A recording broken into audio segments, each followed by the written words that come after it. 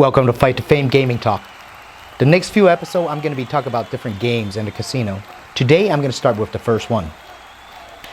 Welcome back. So, as I mentioned last time, I'm going to be talking about some casino games.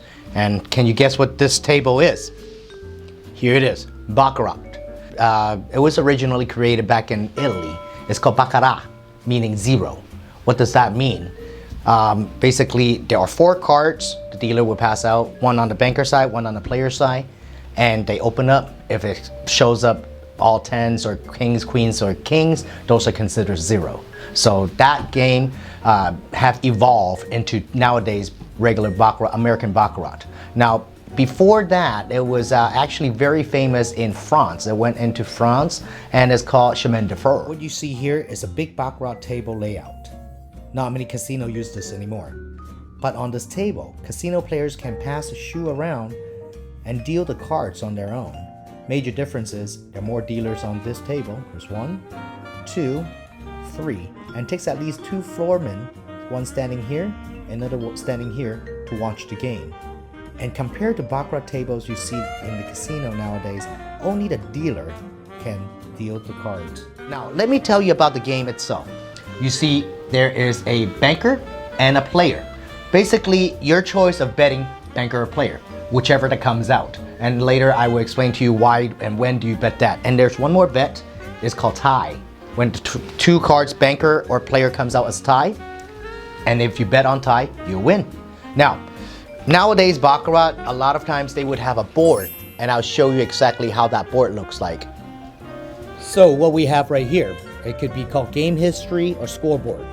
What we have here are basically the history of what came out in the shoe so far. Red circle, usually that means banker. Blue circle, meaning player. So, when the shoe first started, it had one player, 3 bankers, and another player, and 3 bankers. So usually how people play, they're guessing what's going to come up next. Let's guess this one is going to come out another red circle. Because looking at the trend, red, blue, one at a time. So this one, I would guess is going to be a red circle, which is going to be a bank. If I'm going to be placing a bet, I will place my bet on a bank. Now, looking at this right here, the solid bubble, right? Solid sphere, or however you want to call it. Basically, it lines up this exactly same way as the main thing you would look at right here. As I told you, player, banker, banker, banker.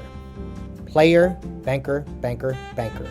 So it just continue on, just from left to right, up to down. Now, right here will tell you percentage of what's going to come out next, or what's came out so far. So right here is just about the same.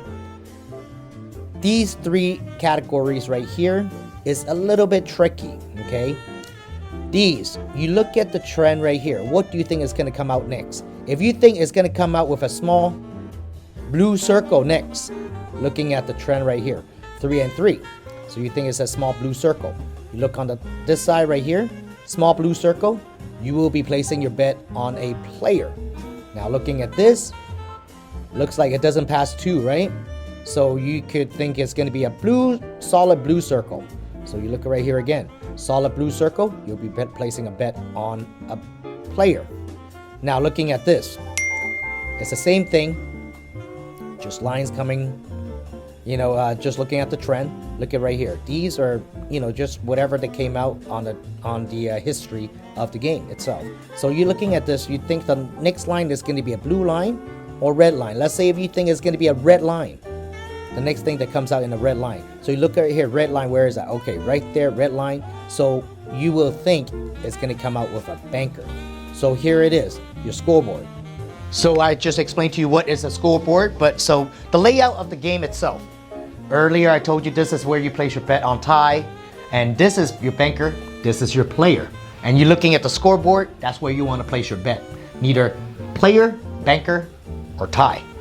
Now, what is these right here? I'll tell you exactly. So spot 1, spot 2, spot 3.